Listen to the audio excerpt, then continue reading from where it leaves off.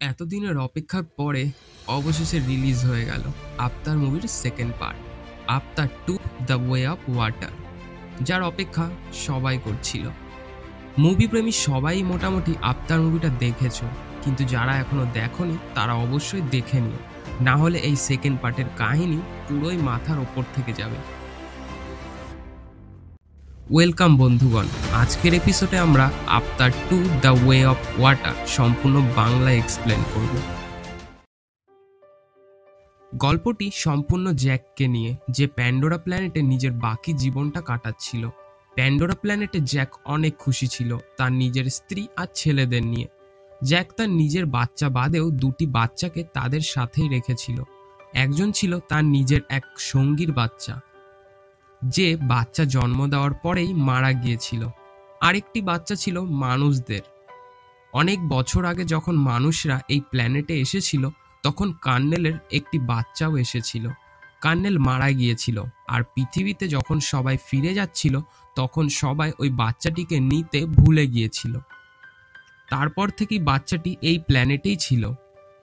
Jack আর তার স্ত্রী ওই বাচ্চাগুলোর সাথে অনেক খুশি ছিল।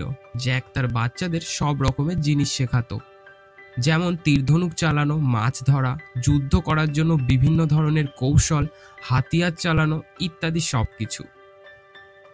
তারা সবাই মিলে অনেক খুশি ছিল। কিন্তু একদিন রাতে জ্যাক আর তার ওয়াইফ দেখে আকাশে অনেক আলোর রশ্মি। একটু কাছে আসলে দেখা যায় যে ওগুলো আসলে মানুষদের স্পেসশিপ। তারা আবারও এই প্ল্যানেটে নিজেদের থাকার ব্যবস্থা করতে আসছে। স্পেসশিপের ভিতর থেকে বেরোনো আগুনের কারণে প্যান্ডোরার জঙ্গলগুলি সব ধ্বংস হয়ে যাচ্ছিল। সেখানকার জঙ্গলে আগুন লেগে যায়। স্পেসশিপের ভিতর থেকে মানুষ বেরিয়ে আসে, যারা বড় বড় রোবটের ভিতরে বসেছিল, আর তাদের কাছে বিশাল বিশাল গাড়ি ছিল, যে গাড়িগুলি পথে আসা সবকিছুকে পিষে সামনে এগিয়ে যাচ্ছিল। জ্যাক আর তার স্ত্রীর এই ধ্বংসলীলায় কান্না ছাড়া আর কিছুই করার ছিল না। এরপর একটি ল্যাব দেখানো হয়, যেখানে একটি নীল রঙের ব্যক্তি ছিল, যে দেখতে হুবহু জ্যাক আর তার পরিবারের মতো। সে বেকাবু হয়ে উঠে আশেপাশের মানুষকে মারতে শুরু করে। তার এক সঙ্গী তাকে শান্ত করে বলে, আপনি আমাদের কার্নেল, আর আপনি একজন মানুষ।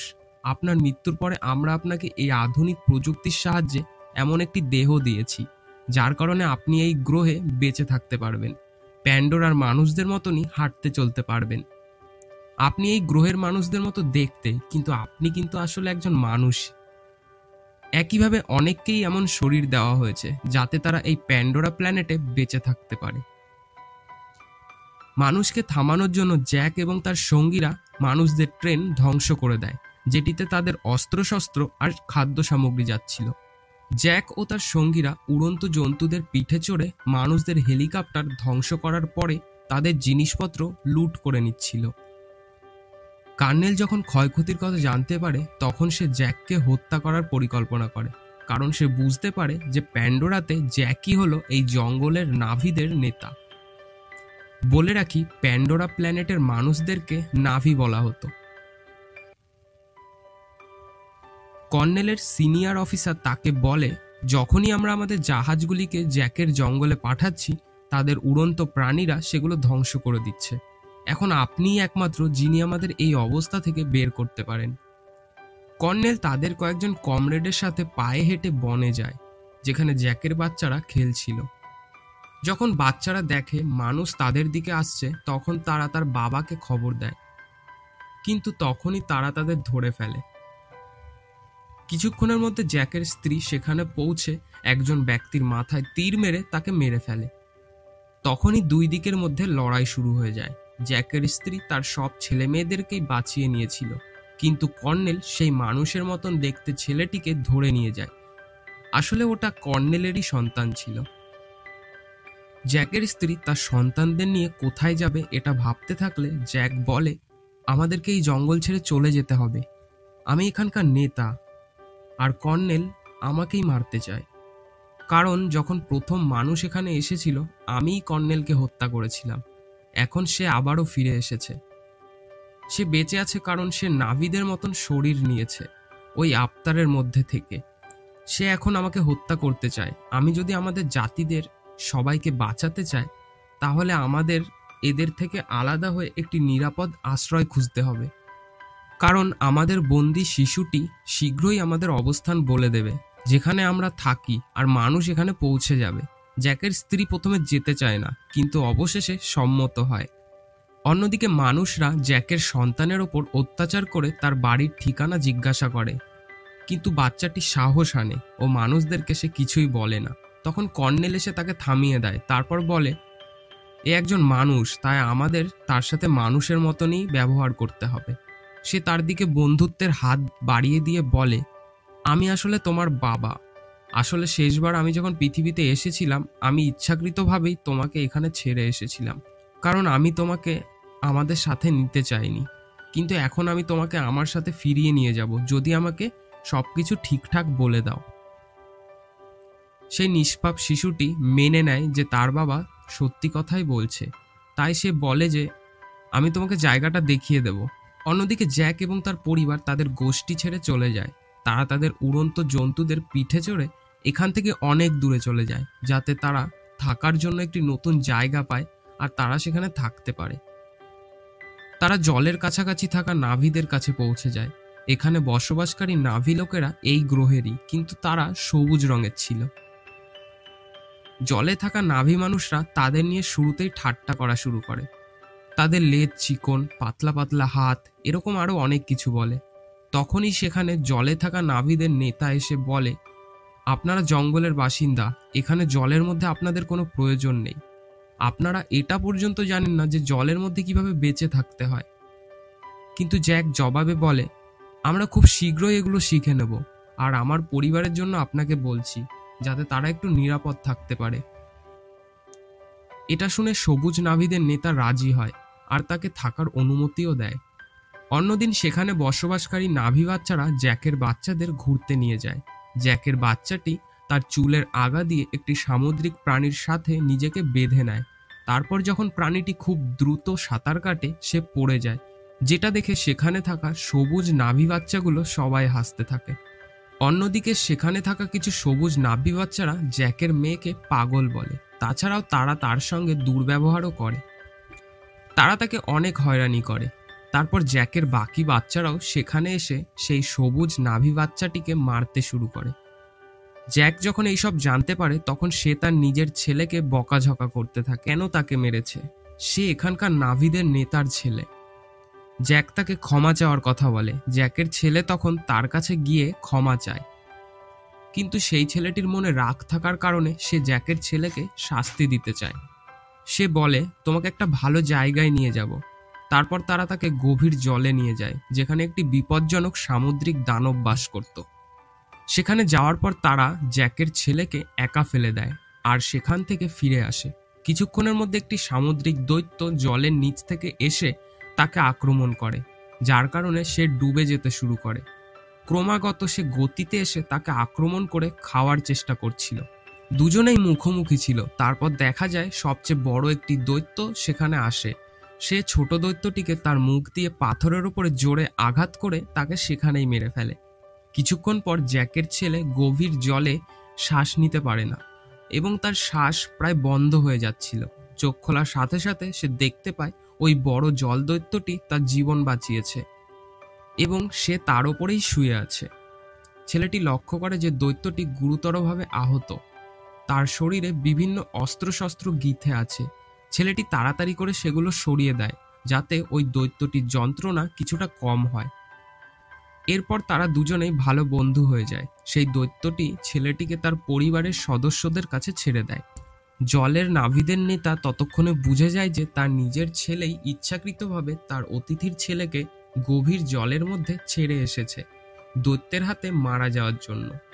তারা তাকে শাস্তি দিতে শুরু করে, কিন্তু জ্যাকের ছেলে বলে, আপনার ছেলের কোনো দোষ নেই। আমার নিজেরই ইচ্ছে ছিল গভীর জলে যাওয়ার, তাই জন্য আমি বলেছিলাম যে আমাকে গভীর জলে নিয়ে যেতে।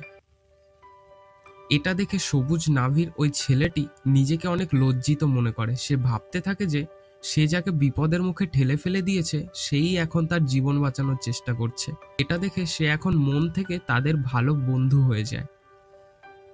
জ্যাকের ছেলে সবাইকে বলে ওই বিগ মনস্টার অর্থাৎ জলের দৈত্যটি তার জীবন বাঁচিয়েছে কিন্তু এই কথা তারা কেউই বিশ্বাস করে না। তারা সেটা নিয়ে মজা করতে শুরু করে।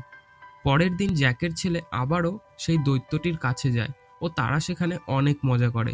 দুজনেই একে অপরের সাথে অনেক খেলে। অন্য দৃশ্যে জ্যাক তার পরিবারের সাথে কোথায় যেতে পারে সেই চিন্তা নিয়ে কর্নেল তখনও জ্যাকের সন্ধানে অবিচল রয়েছে। কিন্তু এখনও কোনো সঠিক তথ্য না পাওয়ার কারণে তাদের নানা দিক ঘুরতে হয়। জ্যাকের পরিবারকে খোঁজার জন্য তাদের নানা জায়গায় যেতে হয়। জ্যাকের পরিবার সেখানে থাকাকালীন যেই উড়ন্ত জন্তুদের ব্যবহার করত, মানুষরা সেই জন্তুদের কাবু করে নিজেদের কাজে লাগাতে থাকে। সেই উড়ন্ত জন্তুদের পিঠে চড়ে তারা জ্যাকের পরিবারকে নানান জায়গায় খুঁজতে থাকে। কিছুক্ষণ পরে তারা একটি দ্বীপ খুঁজে পায়, যেখানে গিয়ে কর্নেল তাদেরকে জ্যাকের ছবি দেখিয়ে জিজ্ঞাসা করে। সেখানকার লোক বলে, আমরা তো দেখিনি। কর্নেল তাদের কথা বিশ্বাস করতে পারছিল না। সে ভাবে যে এই প্ল্যানেটে থাকা সব মানুষই তাকে মিথ্যে কথা বলছে। তাই সে এই লোকেদের একটি প্রাণীকে হত্যা করে। কর্নেলের ছেলে তাকে বুঝিয়ে বলে, এই মানুষগুলো কিছুই জানে না, এরা শুধু মাছ ধরতে জানে, এদেরকে ছেড়ে দাও, এরা কিছুই জানে না। কর্নেল তার ছেলের কথা শোনে, কিন্তু নিষ্ঠুর লোকটি চলে যাওয়ার সময় তাদের বসবাসের জায়গায় আগুন দিয়ে ধরিয়ে দেয়। এরকমই কর্নেলরা আরও অন্যান্য জায়গায় গিয়ে অনেক নিরপরাধ নাবিককে হত্যা করতে শুরু করে। কিন্তু কোনোভাবেই কর্নেল জ্যাক ও তার পরিবারের খোঁজ নিতে পারে না। এরকমই খুঁজতে খুঁজতে এই সমস্ত লোকেরা জলের মধ্যে একটি প্রাণীকে দেখে। তারা লোহার তৈরি একটি চেন এবং কিছু ছোট মিসাইল দিয়ে তাকে আক্রমণ করে। এছাড়া তারা তাদের মডার্ন আল্ট্রাসনিক বন্দুক দিয়েও তাদের আক্রমণ করে।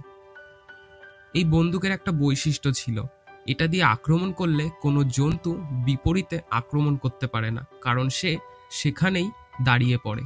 সে সেখান থেকে নড়তেও পারে না, এগোতেও পারে না। কি করেছিল এই প্রাণীগুলো? তারা শুধু তাদের ছোট ছোট বাচ্চাকে নিয়ে জলের মধ্যে খেলা করছিল, কিন্তু নিষ্ঠুর মানুষরা এটা সহ্য করতে পারল না। প্রাণীগুলোর ওপরে আক্রমণ করলে তারা যন্ত্রণায় সেখানে চিৎকার করতে থাকে। তারপর ছটফট করতে করতে সেখানেই শেষ নিঃশ্বাস ত্যাগ করে। ছোট ছোট বাচ্চা প্রাণীরা তাদের মৃত বাবা মায়ের চারপাশে ঘুরতে ঘুরতে তাদেরকে ইশারায় ডাকতে থাকে। আর অন্যদিকে নির্লজ্জভাবে মানুষরা সেখানে দাঁড়িয়েই হই হুল্লোড় করতে থাকে, আনন্দে হাততালি দিতে থাকে। তারা ভাবতে থাকে যে তাদের মিশনে তারা সফল হয়েছে। এই সব কিছু দেখে কর্নেলের ছেলে অনেক কষ্ট পায়।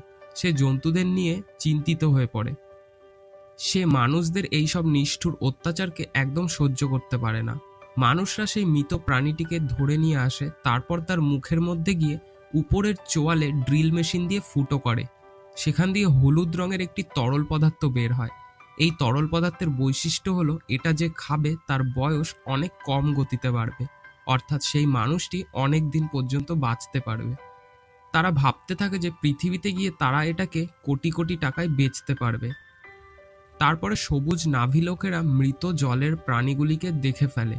তারা জ্যাককে অনেক খারাপ কথা বলে। তারা বলে যে তোমার জন্য মানুষরা এই জায়গা পর্যন্ত পৌঁছে গেছে, এখন তারা আমাদের জন্তুদের মারতে শুরু করেছে। সবুজ নাভি নেতা বলে, যা হয়েছে হয়েছে, এখন আমাদের মানুষদের সাথে লড়াই করতে হবে। অন্যদিকে জ্যাকের ছেলে বাকিদের নিয়ে সেই সামুদ্রিক দৈত্যটির সাথে দেখা করতে যায়। সেখানে গিয়ে দেখে দৈত্যটির পিঠে সেই আল্ট্রাসনিক বন্দুকের যন্ত্র লেগে রয়েছে, যেটা দৈত্যটিকে অনেক যন্ত্রণা দিচ্ছিল। অন্য সব প্রাণীদের হত্যা করার পরে তারা এবার জ্যাকের ছেলের ওই বড় সামুদ্রিক দৈত্যটিকে মারতে চেয়েছিল, কারণ সেই দৈত্যটি অনেক বড় ছিল, তাই তার ভিতর থেকে অনেক বেশি তরল পদার্থ পাওয়া যাবে।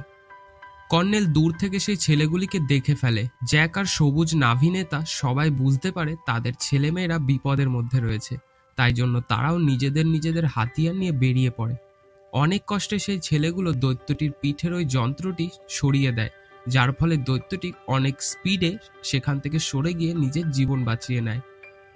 মানুষরা ফায়ারিং শুরু করে সেই ছেলেগুলির ওপরে। এখানে নাভিদের নেতার মেয়ে মরেই যাবে, ঠিক তখনই জ্যাকের ছেলে তার হাত দিয়ে তাকে সরিয়ে বাঁচিয়ে নেয়। কিছুক্ষণের মধ্যে মানুষরা একটি বড় জাল ফেলে সেই বাচ্চাগুলিকে ধরে নেয়। সেই বাচ্চাগুলিকে ধরার পর তারা নিজেদের শিপে নিয়ে আসে। তারপরে জ্যাক ও সবুজ নাভিয়া সেখানে পৌঁছে যায়।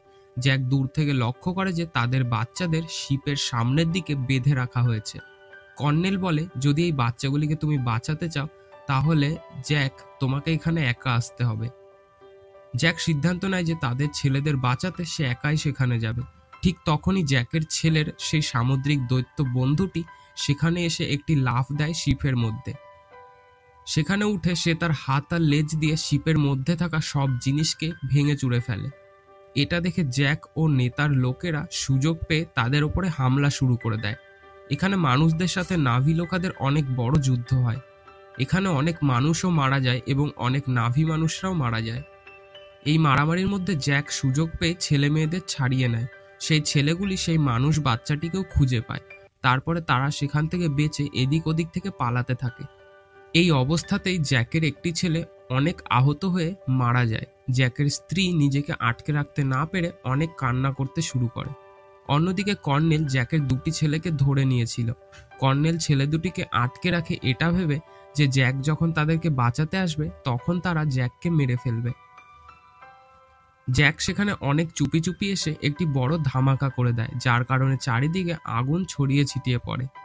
সবকিছু জ্বলে ধ্বংস হয়ে যায়। তার স্ত্রীও অনেক মানুষদেরকে তার তীর দিয়ে মেরে ফেলে। সে অনেক রেগে ছিল, কারণ তার সন্তানদেরকে এইভাবে মেরে ফেলা হচ্ছিল আর তাদের এই সুন্দর প্ল্যানেটটিকে পুরো ধ্বংস করে দেওয়া হচ্ছিল। কর্নেল জ্যাকের একটি ছেলের গলায় চাকু ধরে বলে, তোমার সব লোককে হাতিয়ার ফেলে দিতে বলো জ্যাক। ঠিক তখনই জ্যাকের স্ত্রী কর্নেলের ছেলের গলায় চাকু ধরে তাকে তাদের ছেলেকে ছেড়ে দিতে বলে। তখন কর্নেল তাদের ছেলেকে ছেড়ে দেয়। এখানে জ্যাক আর কর্নেলের মধ্যে হাতাহাতি অনেক বড় লড়াই হয়। অনেক হাতাহাতির পরে জ্যাক কর্নেলের গলা টিপে কর্নেলকে সেখানেই মেরে ফেলে।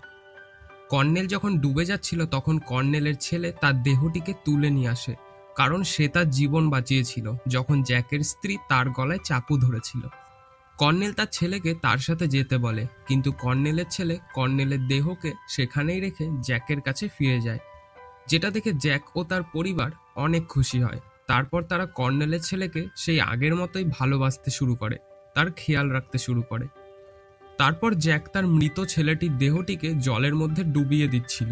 তখন সে পুরনো সব কথা মনে করতে থাকে, যে সে যখন জন্মেছিল তখন তাকে এইভাবেই কোলে তুলে নিয়েছিল, আর এখন তার দেহটিকে ঠিক সেভাবেই জলের মধ্যে ডুবিয়ে দিতে হচ্ছে।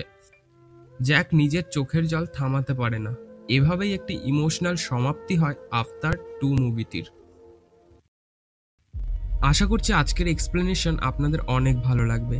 যদি এরকম এক্সপ্লেনেশন আরও পেতে চান তাহলে অবশ্যই এক্সপ্লেনেট বাংলা চ্যানেলটিকে সাবস্ক্রাইব করবেন আর শেয়ার করতে একদম ভুলবেন না।